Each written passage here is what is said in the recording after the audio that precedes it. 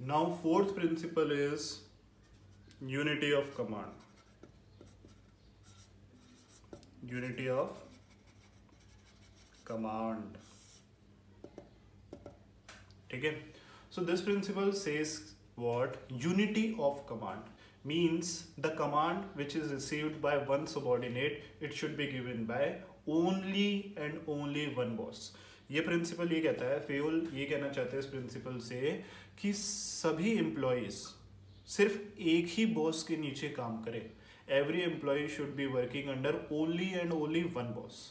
कहने का मतलब एक एम्प्लॉय को सिर्फ एक ही जॉब पोजीशन या एक ही बॉस से ऑर्डर मिलने चाहिए.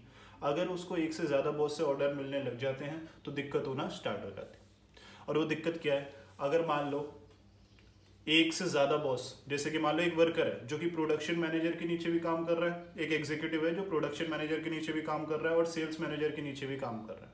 ठीक है. तो प्रोडक्शन मैनेजर ने तो उसको बोला भाई रॉ मटेरियल की सप्लाई नहीं आ रही, उसको लेके आओ. सेल्स मैनेजर ने बोला कि भाई हमारी उस शॉप पे या फिर हमारी उस यूनिट पे दिक्कत आ रही है, वहाँ पे जाके आप डीलर की हेल्प करो. ठीक है. तो अब आप सोचो कि अगर उसको दो बॉस से ऑर्डर मिल रहा है तो क्या हुआ उसका? इसका एक इफेक्ट ये हो सकता है कि वो दोनों के ही काम करने लग जाए. जब वो दोनों के लिए काम करने लगेगा तो आपको क्या लगता है क्या होगा? ओवरबर्डन हो जाएगा. ठीक है. एफर्ट्स वेस्ट होने लग जाएंगे. ठीक है. एफर्ट्स वेस्ट के साथ साथ डुप्लीकेशन ऑफ एफर्ट्स होएगी. ठीक है.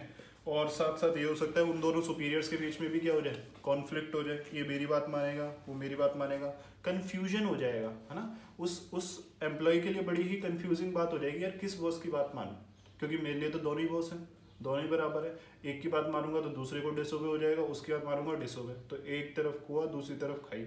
ठीक है. मरना मेरे को ये भाई. तो होगा क्या? उसके लिए बड़ा ही कंफ्यूजिंग हो जाएगा, कन्फ्लिक्टिंग हो जाएगा. और इसकी वजह से क्या होगा? सुपीरियर सबऑर्डिनेट रिलेशनशिप भी खराब होंगे, कंफ्यूजिंग वर्क भी रहेगा, एक्टिविटीज पूरी नहीं हो पाएंगी, इफेक्टिवनेस कॉम्प्रोमाइज हो जाएगी. दूसरी तरफ एक और इसका इम्प्लीकेशन हो सकता है, एक और इफेक्ट देखने को मिल सकता है. अगर वो बंदा जो सबऑर्डिनेट था थोड़ा सा नेगेटिव हुआ तो वो तो दोनों की बात नहीं मानेगा. ठीक है. सेल्स मैनेजर को बोल देगा कि भाई मैंने आपका काम नहीं किया क्योंकि मैं प्रोडक्शन का काम कर रहा था. प्रोडक्शन वाले को बोल देगा मैंने आपका काम नहीं किया क्योंकि मैं सेल्स वाले का काम कर रहा था. मैं तो दोनों के ही अंडर में हूँ and I am a single person. ठीक है. So either there can be confusion, there can be chaos, there can be duplication of efforts, either there can be wastage of efforts, else there can be also what given excuses by the employee. हो सकता है कि हर बात के लिए हमको excuse मिल रहा है. ठीक है. सेल्स मैनेजर जब भी उसको कोई ऑर्डर देने जाता है तो वो बोलता है नहीं मैं तो पहले प्रोडक्शन मैनेजर का काम करूंगा, मेरे को पहले से इतना काम, या मेरे को तो पहले उन्होंने आज का शेड्यूल दे रखा है. प्रोडक्शन मैनेजर को सेल्स का बोलेगा. मजे किसके हो रहे हैं? एग्जीक्यूटिव के. और सेक्रीफाइस कौन कर रहा है? सेक्रीफाइस कर रही है ऑर्गेनाइजेशन. तो इस वजह से ये प्रिंसिपल बड़ा इंपॉर्टेंट है और बड़ा ही सिंपल प्रिंसिपल है. इतना कहता है कि एक सबऑर्डिनेट या एक कोई भी एम्प्लॉय है उसके ऊपर सिर्फ एक ही बॉस हो. ठीक है. और एक ही बॉस होने की वजह से क्या होगा?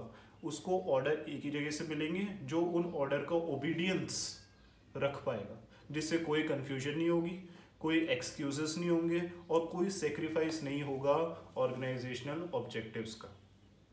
Like this principle there was one more principle, unity of direction. ठीक है. इसी का एक एक्सटेंशन है, मैं इसी के साथ पढ़ता रहा हूँ आपको ताकि यहीं पे आपको मीनिंग क्लियर हो जाए. Unity of direction.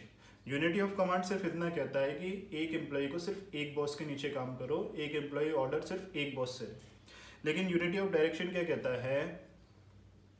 One head, one employee under one head and they all should be under one plan. कहने का मतलब हर एम्प्लॉय को एक ही बॉस के नीचे काम तो करवाना है, लेकिन साथ ही साथ उस पूरे डिपार्टमेंट, उस पूरी यूनिट को एक ही प्लान पे चलना है. कहने का मतलब वो जितने भी ग्रुप ऑफ एम्प्लॉयज हैं जो एक हेड के नीचे, एक सुपीरियर के नीचे काम कर रहे हैं, they all should be working in a common direction on a common plan. कहने का मतलब अगर हम एक प्रोडक्शन मैनेजर की यूनिट है, ठीक है, हमारी प्रोडक्शन मैनेजर की यूनिट है, हमारे 10 एग्जीक्यूटिव्स का ग्रुप है. अगर हम एक ही प्रोडक्शन मैनेजर के नीचे हैं तो हमको एक ही डायरेक्शन फॉलो करनी चाहिए, जिससे हमारे प्रोडक्शन मैनेजर ने जो हमसे एक्सपेक्ट किया है उनके जो ऑब्जेक्टिव है डिपार्टमेंटल ऑब्जेक्टिव भी पूरे हों, साथ साथ हमारे ग्रुप एफर्ट से ऑर्गेनाइजेशन ऑब्जेक्टिव भी पूरे हों। अगर हम क्या करेंगे, डिफरेंट डायरेक्शंस ले लेंगे एक ही डिपार्टमेंट, एक ही यूनिट और एक ही हेड के नीचे, तो ना ही हमारा डिपार्टमेंटल ऑब्जेक्टिव कभी पूरा हो पाएगा, और जब डिपार्टमेंटल ऑब्जेक्टिव ही पूरा नहीं हो पाया तो ऑर्गेनाइजेशन ऑब्जेक्टिव कभी भी पूरा नहीं होगा। ठीक है, तो डिफरेंस क्या है, ये सिर्फ यहीं पे लिमिट था। यूनिटी ऑफ कमांड इतना है, ताकि क्या कम हो, ताकि डुअल सबऑर्डिनेशन ना हो, ताकि एफर्ट्स वेस्ट ना हो, ताकि कंफ्यूजन केओस ना हो, ताकि एक्सक्यूजेस पुट अप ना हो। लेकिन यहाँ पे एक चीज और एक्सटेंड कर दी गई कि एक ही प्लान पे वर्क करें। अगर वो एक कॉमन डायरेक्शन में वर्क करेंगे तो उनके ग्रुप एफर्ट्स रियलाइज होंगे, और अगर वो डिफरेंट डायरेक्शन में वर्क करेंगे तो उस यूनिट, उस डिपार्टमेंट को बनाने का कोई फायदा नहीं रहा। हमने क्यों प्रोडक्शन मैनेजर को 10 एग्जीक्यूटिव्स की टीम दी, इसलिए दी ताकि वो टीम वर्क से, वो ग्रुप एफर्ट से पहले प्रोडक्शन मैनेजर के ऑब्जेक्टिव्स को अचीव करे, उसके जो प्रोडक्शन मैनेजर ने जो उसको टास्क दिया है, ठीक है, उसको ओबीडियंस मिले, उसके एफर्ट्स अचीव हो, पूरा उनको रिजल्ट मिले, उसके बाद हम ऑर्गेनाइजेशन ऑब्जेक्टिव्स तक पहुंचे। लेकिन अगर उस प्रोडक्शन मैनेजर के नीचे जितने लोग काम कर रहे हैं वो एक कॉमन यूनाइटेड डायरेक्शन नहीं अपनाएंगे, डिफरेंट डायरेक्शन में वर्क करेंगे, अलग अलग हिसाब से वर्क करेंगे, तो ऑब्वियसली एक तो ग्रुप के एफर्ट्स वेस्ट होंगे, ठीक है, ना ही कोऑपरेशन रहेगा ग्रुप में, ना ही कोऑर्डिनेशन रहेगा। इससे सबसे पहले सेक्रीफाइस होंगे डिपार्टमेंटल ऑब्जेक्टिव्स और उसके बाद सेक्रीफाइस होंगे ऑर्गेनाइजेशनल ऑब्जेक्टिव। तो ये इसमें डिफरेंस है। ये सिर्फ ये कहता था कि एम्प्लॉयज़ को एक बॉस के नीचे काम करो। इसने एक चीज़ और जोड़ दी कि भाई एम्प्लॉयज़ को एक बॉस के नीचे तो काम करो, लेकिन सभी एम्प्लॉयज़ जो एक बॉस के नीचे काम कर रहे हैं वो सिर्फ एक ही डायरेक्शन, एक ही प्लान के ऊपर काम करें, एक ही तरीके से काम करें, ताकि समझ में आए कि भाई इस मैनेजर के नीचे इस डायरेक्शन में काम होता है, इस प्रिंसिपल, इस पॉलिसी, इस टेक्निक से काम होता है। अगर सब अलग अलग तरीके से काम करेंगे तो हम कॉमन सारे एफर्ट्स को यूनाइट नहीं कर पाएंगे, रिकंसाइल नहीं कर पाएंगे, जिससे ग्रुप गोल्स अचीव कभी भी नहीं हो पाएंगे। So this is unity of direction. ठीक है, इससे एक एम्प्लॉय को और उसके बॉस को फर्क पड़ता है, लेकिन अगर ये प्रिंसिपल फॉलो नहीं हुआ तो पूरे डिपार्टमेंट, पूरे यूनिट और पूरी ऑर्गेनाइजेशन को फर्क पड़ेगा। ठीक है, तो this one is also very important. So now I've written the next principle and it is subordination of individual interest to general interest. Subordination of individual interest to general interest ये कहता है कि एक ऑर्गेनाइजेशन में दो तरह के objectives primarily working होते हैं। जैसे कि आपने फर्स्ट चैप्टर में पढ़ा, मैनेजमेंट में ऑब्जेक्टिव जितने जुड़े हुए, एक तो क्या है ऑर्गेनाइजेशन ऑब्जेक्टिव्स, एक है पर्सनल ऑब्जेक्टिव्स और एक सोशल ऑब्जेक्टिव्स। ठीक है, तो सोशल ऑब्जेक्टिव्स तो यहाँ पे एक लोअर हैंड ले लेते हैं, अपर हैंड इन दोनों का है। एक क्या है ऑर्गेनाइजेशन ऑब्जेक्टिव्स और एक है पर्सनल ऑब्जेक्टिव्स। ये प्रिंसिपल ये कहता है कि हमेशा ऑर्गेनाइजेशन या जो ग्रुप के ऑब्जेक्टिव्स है वो हमेशा सुपीरियर रहे और जो पर्सनल इंडिविजुअल ऑब्जेक्टिव्स है वो उसके सबऑर्डिनेट रहे। कहने का मतलब कभी भी किसी एक बंदे के इंटरेस्ट की वजह से हम पूरे ऑर्गेनाइजेशनल इंटरेस्ट को कॉम्प्रोमाइज नहीं कर सकते। अगर किसी एक बंदे का इंटरेस्ट पूरी ऑर्गेनाइजेशनल इंटरेस्ट के अगेंस्ट जा रहा है तो उस इंडिविजुअल इंटरेस्ट को सबऑर्डिनेट करना चाहिए और जनरल इंटरेस्ट पूरी ऑर्गेनाइजेशन के इंटरेस्ट को सुपीरियर करना चाहिए, उसको ज़्यादा इंपॉर्टेंस देनी चाहिए। और this one is very important because सबसे पहली बात तो हमने मैनेजमेंट का फीचर पढ़ा है, management is a group activity. ठीक है, और फिर जब हमने मैनेजमेंट का एक और फीचर पढ़ा था कि management is having multi dimension, उसमें था मैनेजमेंट ऑफ पीपल। तो management is a group activity ये कहता था कि मैनेजमेंट सिंगल बंदे से कभी भी नहीं हो सकती, it is a group activity, people are working in a group and that can only enable effectiveness and efficiency in management. दूसरी तरफ जब हमने मैनेजमेंट इज मल्टी डायमेंशनल पढ़ा था और उसमें हमने ये बात पढ़ी थी कि मैनेजमेंट ऑफ पीपल, तो उसमें एक चीज़ थी कि मैनेजमेंट क्या करती है, मैनेजमेंट लोगों को इंडिविजुअली और एज अ ग्रुप दोनों तरीके से मैनेज करती है। और एक अच्छी मैनेजमेंट का काम क्या है, एक अच्छी मैनेजमेंट का काम ये है कि इंडिविजुअल इंटरेस्ट को रिकंसाइल करके ग्रुप के इंटरेस्ट से जोड़े। ठीक है, सारे इंडिविजुअल्स जो उस ऑर्गेनाइजेशन में जुड़े हैं उन सभी के इंटरेस्ट रिकंसाइल होके ऑर्गेनाइजेशनल इंटरेस्ट से जुड़े। अगर इंडिविजुअल्स के इंटरेस्ट रिकंसाइल नहीं हो पा रहे या वो ऑर्गेनाइजेशन के इंटरेस्ट के डिफरेंट डायरेक्शन में जा रहे हैं, अदर डायरेक्शन में जा रहे हैं, तो हमको उस इंडिविजुअल के इंटरेस्ट को सबऑर्डिनेट करना पड़ेगा और हमको जनरल इंटरेस्ट को ही ज़्यादा इंपॉर्टेंस देनी पड़ेगी। ठीक है, जैसे कि हमारे एक छोटा सा कारखाना है, ठीक है, जिसमें 5 लोग काम करते हैं, 5 पीपल आर वर्किंग, स्टाफ 5 लोगों का है, ठीक है, सबकी तनख्वाह 7,000 रुपीज़ है, छोटा सा कारखाना है, ठीक है, उस पर भी काम हो रहा है, तो हमने 7,000 उसको दे रखी, ठीक है। उस कारखाने का रेवेन्यू भी ज़्यादा नहीं है कि जो प्रोप्राइटर है उसमें भी ज़्यादा वो कुछ कमा नहीं पा रहा। अब एक बंदा जो सबसे पुराना है, जिसने स्टार्टिंग से काम संभाला है, उसको थोड़ा सा ये हो गया कि यार मैं सबसे पुराना हूँ, एफिशिएंट हूँ, अब बहुत ये हो गया, उसने बोला कि मेरी सैलरी तो सीधा 15,000 होनी चाहिए, ठीक है, 15,000 उसको सैलरी दे दें, ठीक है। इससे सबसे पहली बात तो रेवेन्यूज़ इतने है ही नहीं, कॉस्ट बहुत बढ़ जाएगी। दूसरी बात, जो सेम लेवल पे काम कर रहे हैं उनमें से किसी एक को इतनी ज़्यादा सैलरी देंगे तो क्या होगा, बाकियों के इंटरेस्ट के अगेंस्ट हो जाएगा। तो यहाँ पे ये कहता है कि अगर कोई ऐसी मांग कर रहा है तो उसको हम कभी भी पूरी नहीं कर सकते, चाहे वो कितना ही एफिशिएंट हो।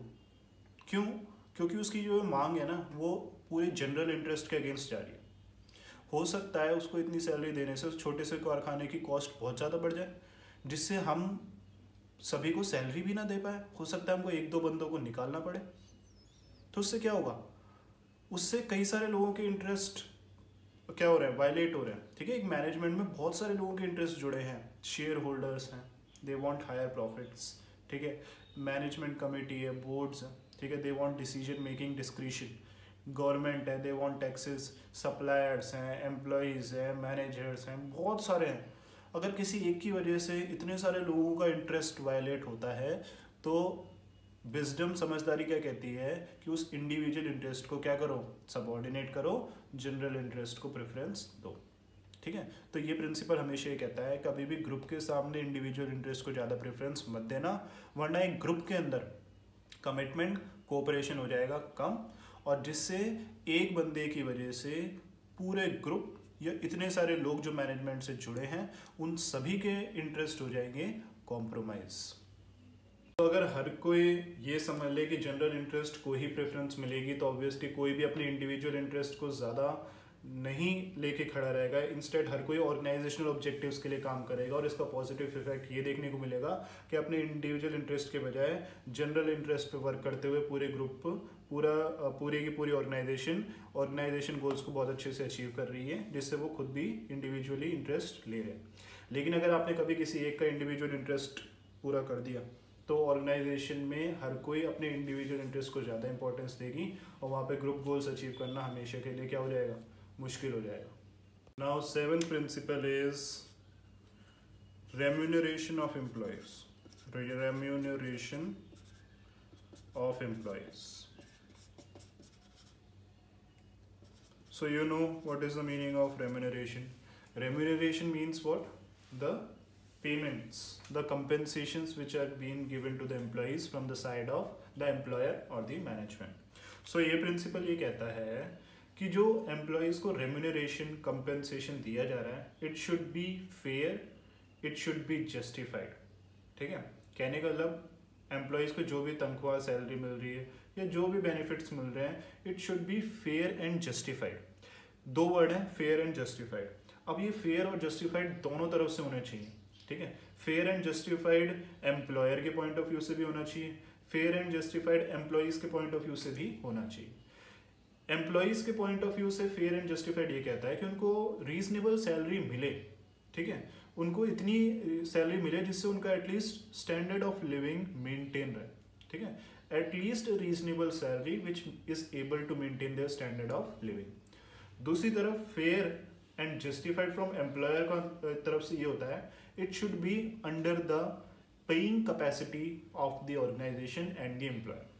अब उनका स्टैंडर्ड बनाने के चक्कर में हम कर्जा तो लेंगे नहीं, तो हमारी तरफ से, एम्प्लॉयर की तरफ से फेयर और जस्टिफाइड ये होता है कि it should be under the paying capacity of the organisation and the employer. तो दोनों की तरफ से हो जाएगा फेयर एंड जस्टिफाइड, ये कहता है ये प्रिंसिपल।